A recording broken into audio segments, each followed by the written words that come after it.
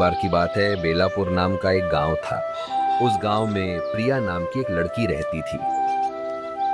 प्रिया अपने पिता, सौतेली माँ और बहन के साथ रहती थी। प्रिया, तुमसे कोई काम ढंग से क्यों नहीं होता है? जल्दी से ये सारे काम खत्म करो, मुझे बहाने नहीं सुनने। तुम हमेशा देर ही करती रहती हो। कुछ सीखो अपनी बहन से। पहले घर का काम करो, फिर बाकी चीजों के बारे में सोचना। मुझसे तुमसे बार बार कहना अच्छा नहीं लगता। समझदारी से काम किया करो। क्या हुआ? इस सुबह सुबह घर में इतना शोर क्यों हो रहा है? तुम दोनों फिर से झगड़ रही हो क्या? सुबह का समय है, सबको अच्छे मन से दिन की शुरुआत करनी चाहिए, न कि झगड़े से। अब बस करो और शांति से बात करो। घर में शांति रहनी चाहिए। हर समय डांटना और चिल्लाना सही नहीं होता। अगर कोई गलती हुई है तो प्यार से समझाओ। प्रिया, तुम ठीक हो ना? और तुम इतनी जोर से क्यों डांट रही हो उसे? बात को शांति से समझाया जा सकता है। मैं कुछ कहती हूँ तुरंत अपनी बेटी की पक्ष लेने आ जाते हो। आपको तो इसकी कोई गलती कभी दिखाई ही नहीं देती है। मैं सुबह से घर के काम को संभाल रही हूँ और ये महारानी आराम से खड़ी रहती हैं। आपने इसे इतना बिगाड़ दिया है कि इसे जिम्मेदारी समझ ही नहीं आती। इसकी आदतों पर भी ध्यान दीजिए। अरे शांत हो जाओ, इतनी तेज आवाज में बात करने की जरूरत नहीं है। देखो, आराम से बात करो। सब कुछ प्यार से भी समझाया जा सकता है। सुबह का समय है, शांति से बात करोगे तो सब ठीक हो जाएगा। हर बात को गुस्से से नहीं, समझदारी से सुलझाना चाहिए। माँ, क्या हुआ?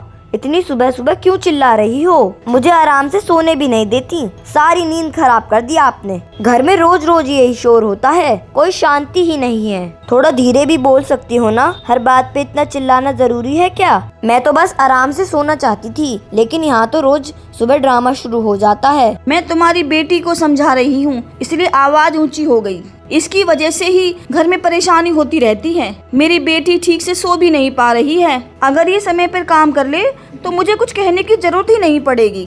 हाँ तो जब इतना शोर करेंगे तो कोई कैसे सो पाएगा? मेरी तो नींद भी पूरी नहीं हुई, अब सिर में दर्द हो रहा है। सुबह सुबह इतना हंगामा करना जरूरी है क्या? थोड़ा शांति से बात कर सकते हो?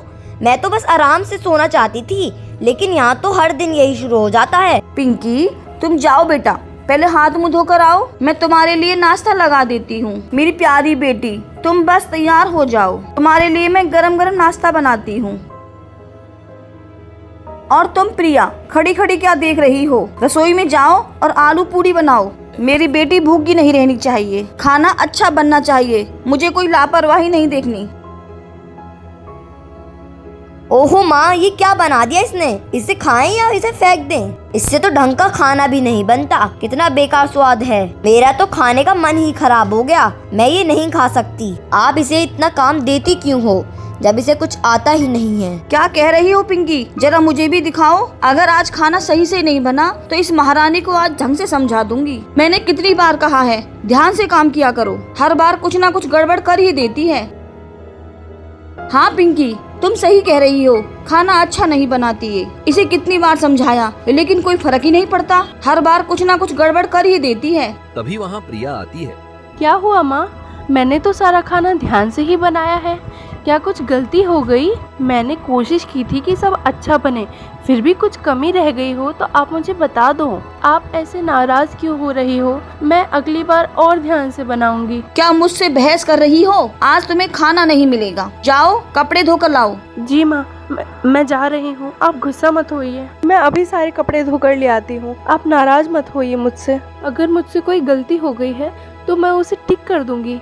प्लीज आप मुझसे नाराज मत होइए। मैं कोशिश करूंगी कि अगली बार सब कुछ सही करूं। आप बस मुझसे बात करती रहिए। और फिर प्रिया वहाँ से दुखी होकर बाहर चली जाती है।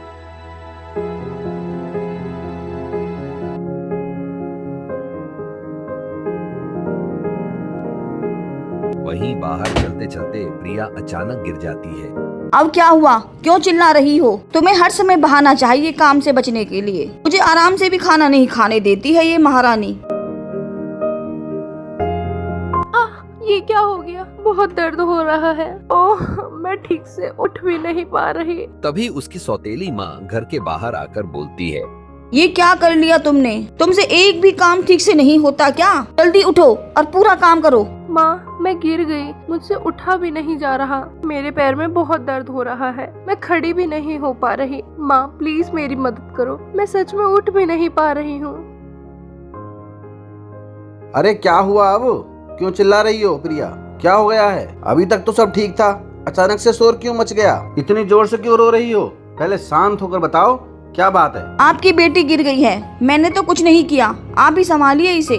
मुझे समझ नहीं आता ये हर बार मुसीबत में कैसे पड़ जाती है। इतना बोलकर वह अंदर चली जाती है। अब इस घर में या तो ये लड़की रहेगी या मैं रहूंगी। अरे तुम कैसी बात कर रही हो? वो बच्ची है, उसे चोट लगी हुई है और तुम ऐसे समय में ये सब कह रही हो, ये ठीक नहीं है। अब मैं ये रोज रोज का झगड़ा नहीं सह सकती, आपको फैसला करना ही होगा। फैसला? कैसा फैसला? अरे वो मेरी बेटी है, मैं उसे इस हालात में कहीं कैसे छोड़ सकता हूँ? इसे कहीं भी छोड़ाओ, मुझे फर्क नहीं पड़ता, मुझे मेरे मायके छोड़ाओ। बाहर प्रिया रोते हुए बोलती है। मैं आज ही यहाँ से चली जाऊंगी, मैं यहाँ नहीं रहूंगी, मैं चुपचाप चली जाऊंगी, किसी को कुछ नहीं कहूंगी, बस दूर कहीं चली जाऊंगी। मैं अपने साथ थोड़ा सा पानी ले जाऊंगी, रास्ते में अगर प्यास लगेगी तो काम आ जाएगा। प्रिया मटके से पानी लेने लगती है। मैं जा रही हूँ, आप लोग अच्छे से रहना, अब मेरी वजह से कोई परेशानी नहीं होगी। ताजी आप अपना ध्यान रखना और खुश रहना, मैं ठीक से रहूंगी।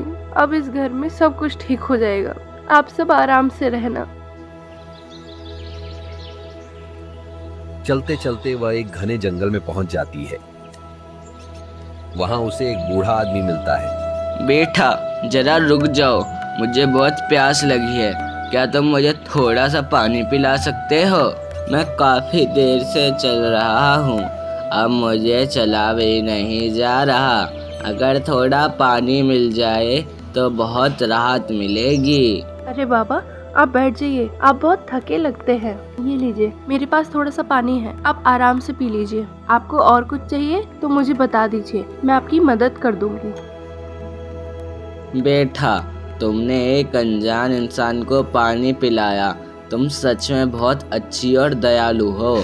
आजकल कोई किसी की मदद नहीं करता, लेकिन तुमने बिन सोचे मेरी मदद की, यह बहुत अच्छी बात है। तुम्हारे दिल में बहुत सच्चाई और अच्छाई है, भगवान हमेशा ऐसे लोगों का साथ देते हैं। और इतना बोलकर वह बूढ़ा आदमी अपना रूप बदल लेता है।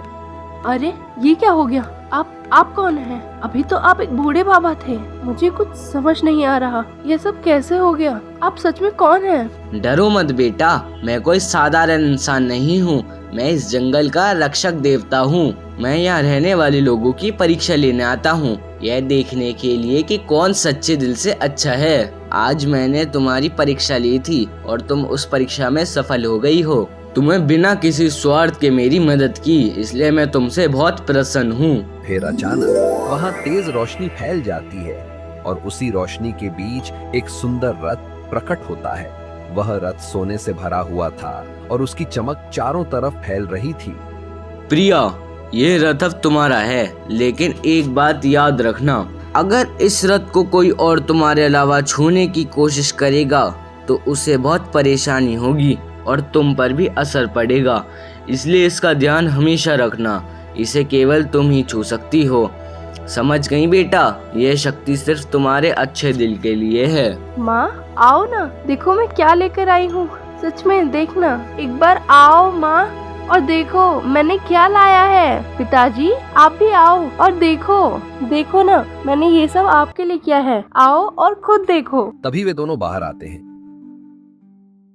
अरे बेटा तुम वापस आ गई? कहाँ चली गई थी इतनी देर से? देखो तुमने हम सबको कितना परेशान कर दिया, लेकिन अब तुम घर लौट आई हो, ये बहुत बड़ी राहत वाली बात। इतना सारा सोना देखकर लग रहा है कहीं चोरी तो नहीं किया? सच बताओ, ये सब कहाँ से लाई हो? नहीं माँ नहीं, मैंने कोई चोरी नहीं की, आप ऐसा क्यों सोच रही हो? यह सब मुझे जंगल के देवता ने दिया है, सच में मैंने कुछ गलत नहीं किया, मैंने उनकी मदद की थी, इसलिए उन्होंने खुश होकर मुझे यह सब दिया है। आप मुझ पे भरोसा करो माँ, मैं कभी भी चोरी नहीं कर सकती। इसे मुझे दे दो, मैं संभाल कर रखूंगी, इतनी कीमती चीज तुमसे नहीं संभलेगी। माँ आप इसे नहीं छू सकती, प्लीज आप ऐसा मत कीजिए, इस पर सिर्फ मेरा अधिकार है, मुझे ही इसे छूने की अनुमति है। देवता ने कहा था अगर कोई और इसे छुएगा तो परेशानी हो सकती है, इसलिए आप इसे हाथ मत लगाइए, मैं ही इसे संभाल लूंगी। अगर जंगल में सोना मिलता है तो मैं भी अपनी बेटी को भेजूंगी, देखना वो भी बहुत सारा सोना लेकर आएगी, हम बहुत अमीर हो जाएंगे। फिर अगले दिन पिंकी भी जंगल जाती है। बेटा मुझे बहुत प्यास लगी है, क्या तुम मुझे पानी दे सकती हो? मैं तुम्हें पानी क्यों दूं? ये मेरा है, मैं किसी अनजान को नहीं देती। बेटा मैं बहुत दूर से आया हूँ, अगर थोड़ा सा पानी मिल जाए तो मेरी मदद हो जाएगी। अगर मैं तुम्हें ये दे दूंगी तो मेरे पास क्या बचेगा? मुझे भी तो प्यास लगी है। मैं बहुत कमजोर हो गया हूँ, बस एक घूंट पानी दे दो। मुझे इससे कोई मतलब नहीं है, तुम खुद ही कहीं से पानी ढूंढ लाओ। इतने में वह बूढ़ा आदमी जंगल के देवता का रूप ले लेता है। छी छी पिंकी, तुम्हारा दिल कितना कठोर है, तुम्हें जरा भी दया नहीं आई। मैंने तुम्हें सिर्फ थोड़ा सा पानी मांगा था, लेकिन तुमने मेरी मदद करने से मना कर दिया। जो दूसरों की मदद नहीं करता उसे अपनी गलती का परिणाम भुगतना पड़ता है। मेरे श्राप से तुम अब पत्थर बन जाओगी ताकि तुम्हें अपनी गलती का एहसास हो। अब तो मैं भी बहुत सारे गहने बनवाऊंगी, हम बहुत अमीर हो जाएंगे। लेकिन पिंकी अभी तक क्यों नहीं आई? कुछ ही देर में वहाँ पर पिंकी का रथ आता है आ गई मेरी बेटी, मुझे पता था तुम जरूर आओगी। और फिर वह रथ की ओर जाने लगती है। ये क्या हो गया? मेरी बेटी पत्थर कैसे बन गई? ये सब मेरी गलती है। मेरे लालच ने ही मेरी बेटी को बर्बाद कर दिया। काश मैंने लालच ना किया होता। जैसे ही वह पिंकी को छूती है, वह खुद भी पत्थर की बन जाती है।